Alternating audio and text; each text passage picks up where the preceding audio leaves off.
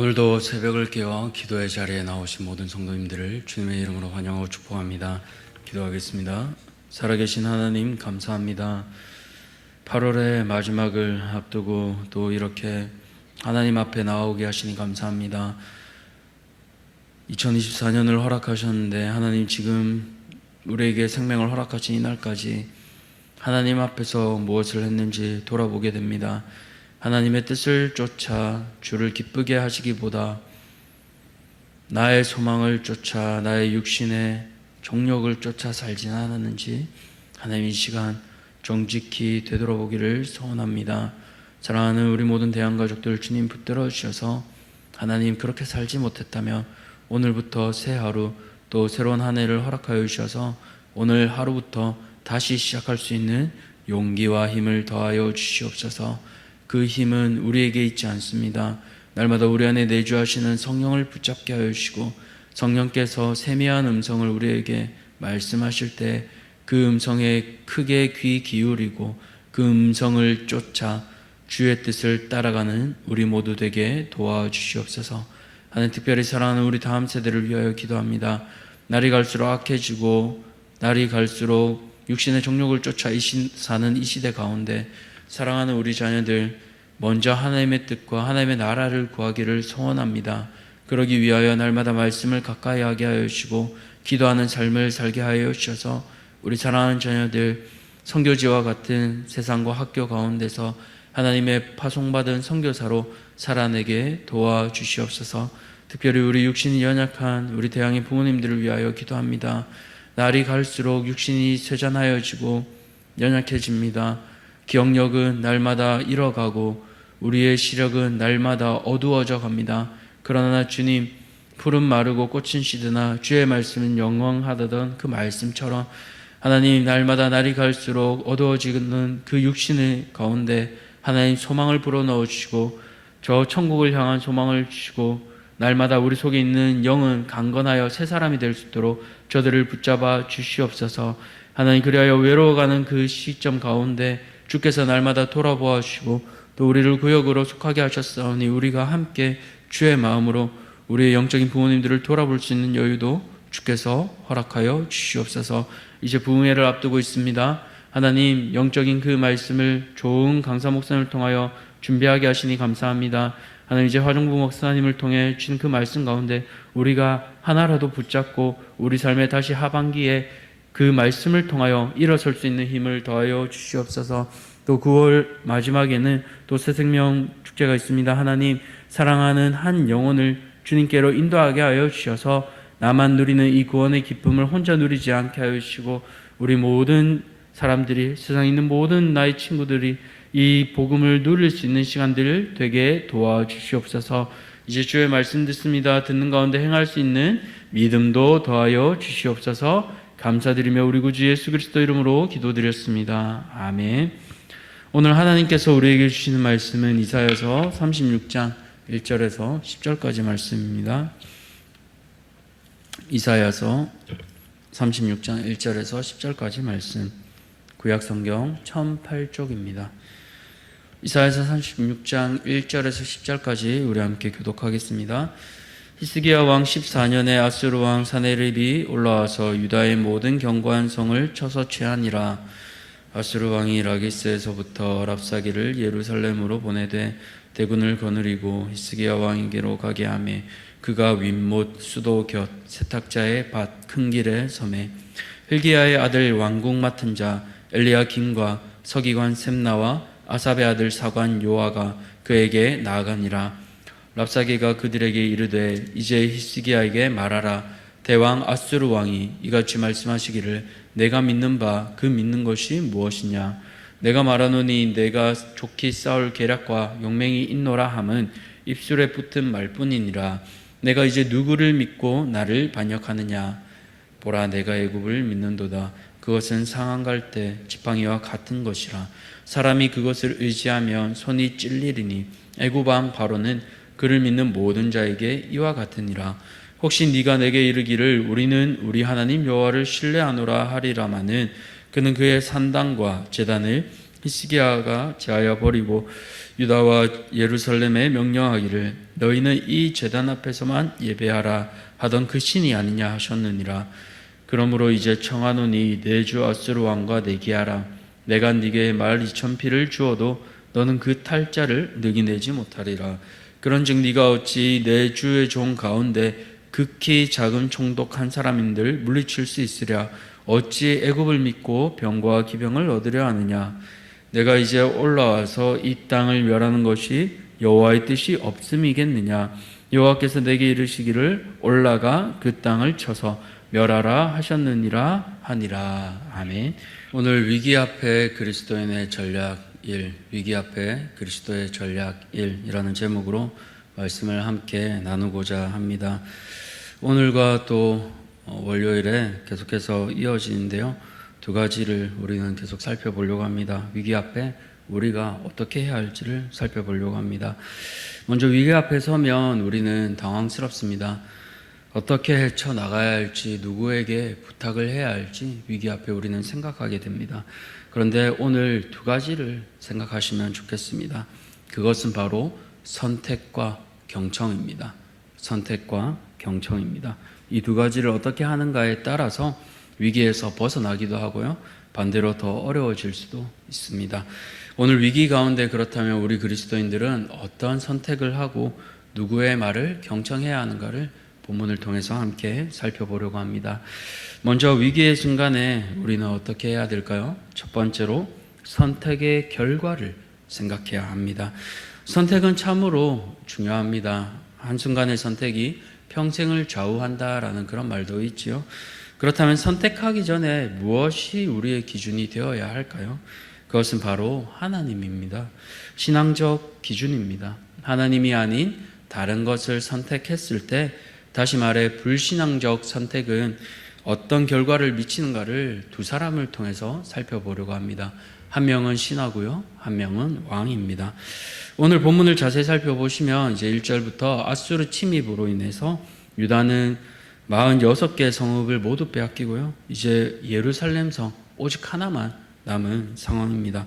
그야말로 풍전등화와 같은 상황인데요, 아수르 왕은 이제 여유를 가지고 멀리 라기스에 있고요, 이제 우리로 치면 육군 총사령관을 의미하는 이 랍사게를 보냅니다. 랍사게는 사람 이름이 아니라 직분입니다. 그런데 이 랍사게와 유다 외교 협상단 3명이 만나요. 이 3명을 잘 보시면요, 왕 다음으로 높은 순서의 3사람입니다. 히스기야는 위기 앞에서 이제 마지막으로요, 외교 정책을 펼치고 있는 겁니다.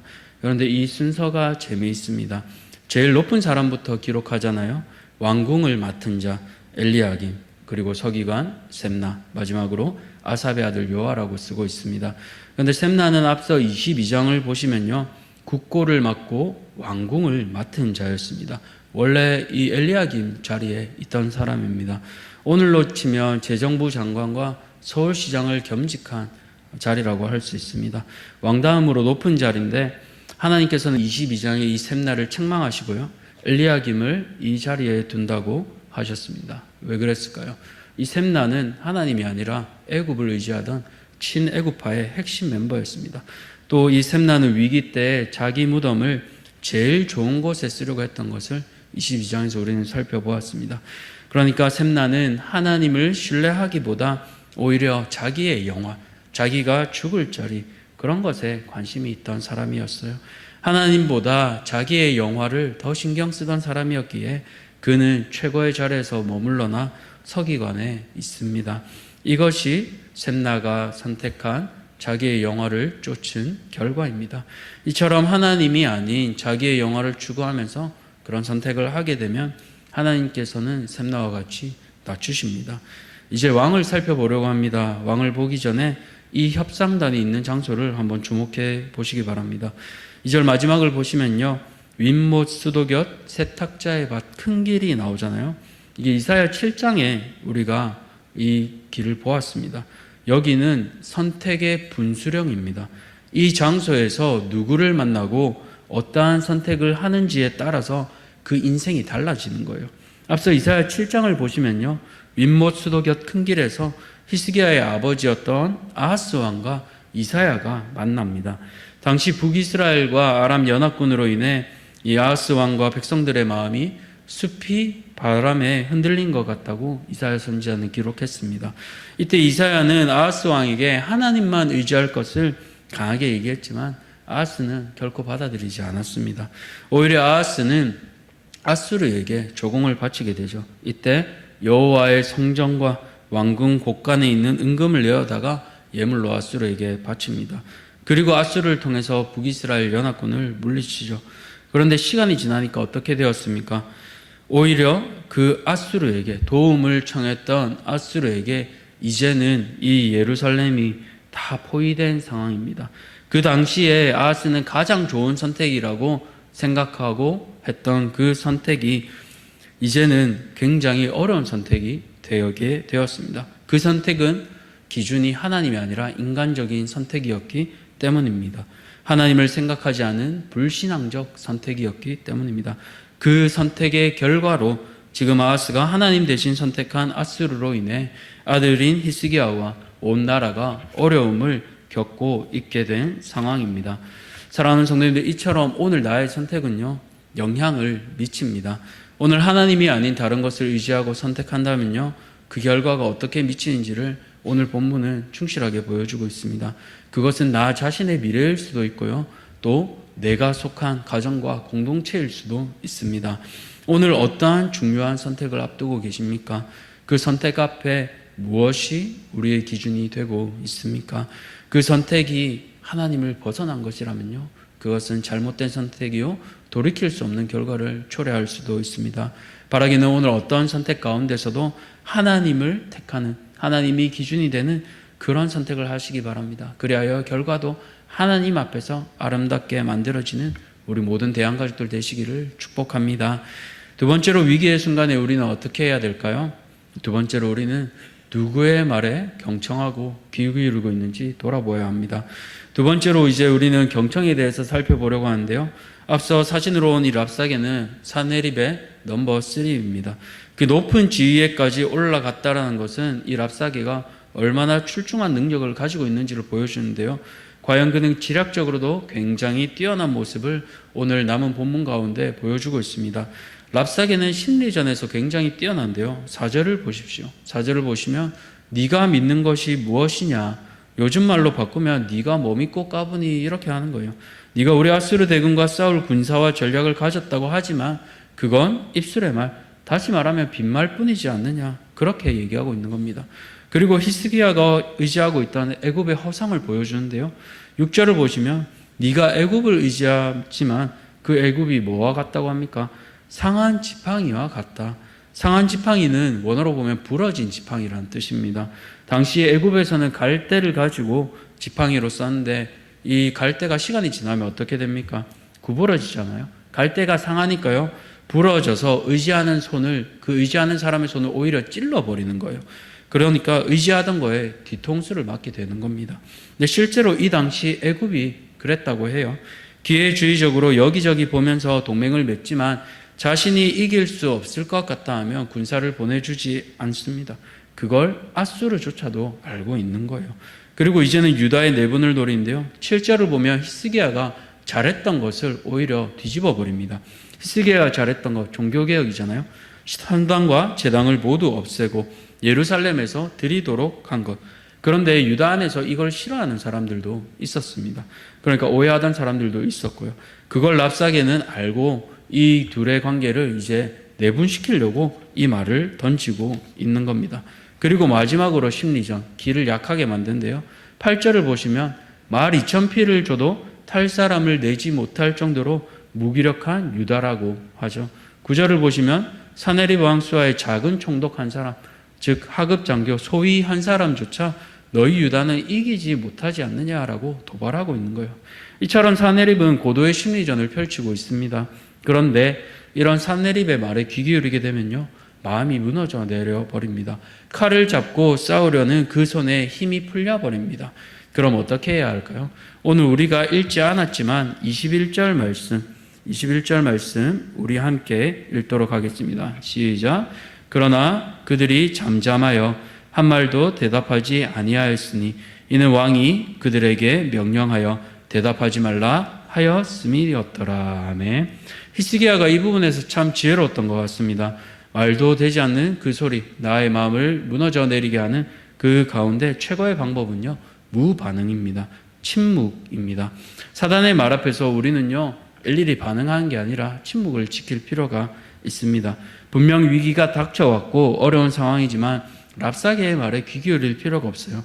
왜 그렇습니까? 절반의 진실이기 때문입니다. 진실은 뭡니까? 이 위기를 하나님께서는 넘어가게 하겠다라고 말씀하셨어요.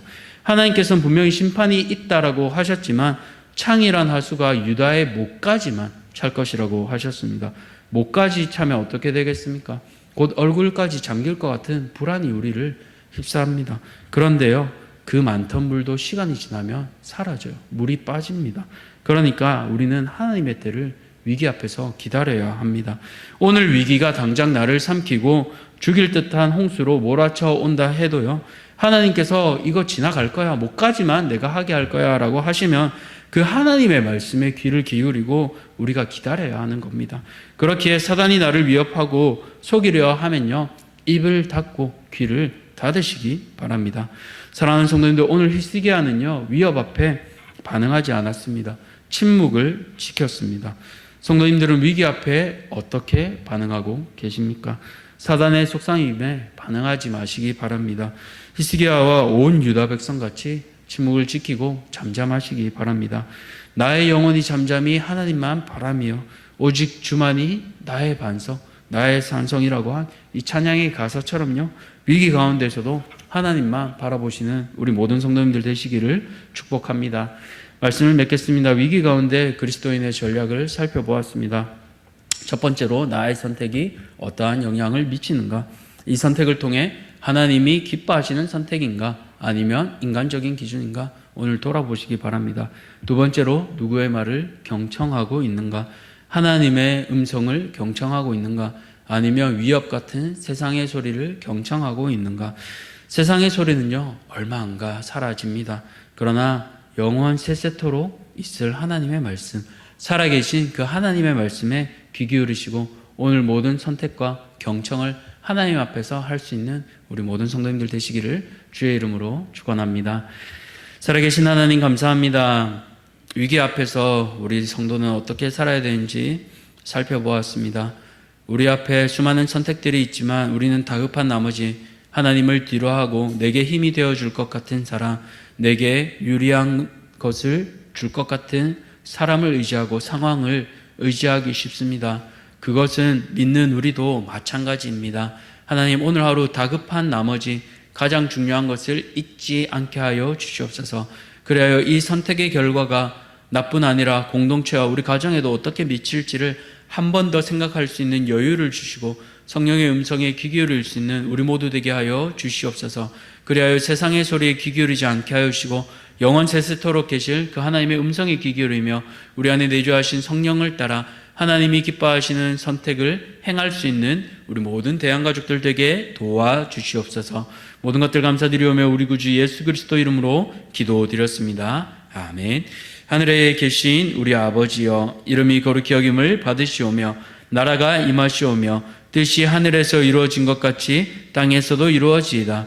오늘 우리에게 일용할 양식을 주셨고 우리가 우리에게 죄 지은 자를 사하여 준 것 같이 우리 죄를 사하여 주셨고 우리를 시험에 들게 하지 마시옵고 다만 악에서 구하시옵소서.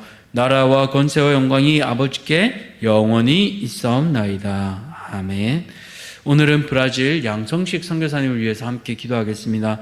첫 번째로 벤다바우 마을, 봉인텐투 마을, 마이우르나 마을, 보이아 후아스 마을, 본카밍요 마을, 마티세스 마을에 세워진 각 교회를 위해서 기도해 주시고요. 각 지역에 세워지는 교회마다 복음의 역사가 일어나도록 기도해 주십시오. 또 마지막으로 신학교를 통해서 주님의 귀한 일꾼들이 잘 세워져 가도록 삼국경 신학교를 위해서 또 함께 기도해 주시기 바랍니다. 이 시간 우리 양성수익 선교사님을 위해서 기도하시고 또 우리 개인의 기도 제목을 가지고 함께 기도의 자리로 나아가겠습니다. 함께 기도하겠습니다.